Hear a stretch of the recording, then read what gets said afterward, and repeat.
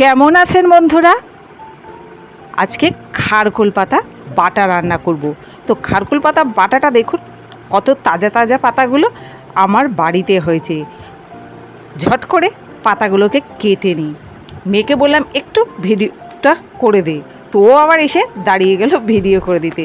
তো আমি ততক্ষণ পাতাগুলোকে কেটে নিচ্ছি। দেখে না আর লোভ সামলাতে পারলাম না, তাও আবার নিজের বাড়িতে হয়েছে, টবের মধ্যে হয়েছে, বাড়ির চারিপাশে হয়েছে। তো আমার যতটুকু প্রয়োজন আমি সেটুকুনি তুলে আজকে এই খারকোল পাতা বাটা রান্না করছি।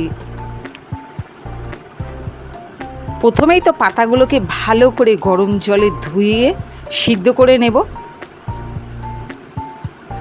এরপর মিক্সির জারে সিদ্ধ হয়ে যাওয়ার পর দিয়ে দিয়েছি 4 থেকে 5টা কাঁচা লঙ্কা। দেখুন ভালো করে বেটে নিয়েছি। এইবার এটা গরম তেলে ভেজে নেব।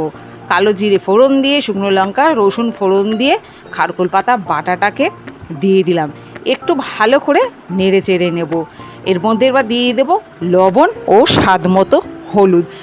যদি ইউটিউব থেকে দেখেন তাহলে বলবো চ্যানেলটিকে সাবস্ক্রাইব করতে, আর যদি ফেসবুক পেজ থেকে দেখেন তাহলে বলবো ফলো করে পাশে থাকতে।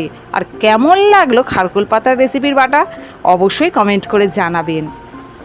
লবণ ও হলুদ দেওয়ার পর আরও কিছুক্ষণ এভাবে নাড়িয়ে নেব। তো দেখুন ভাজা হয়ে গেছে। এবার আমি এটাকে গরম গরম ভাতের সাথে খেয়ে নেব। জাস্ট অসাধারণ, কি বলবো বন্ধুরা। আর যারাই খারকোল পাতা বাটা ভালোবাসেন তারা তো জানেন এর স্বাদ কেমন। আমি এবার খেয়ে নিই।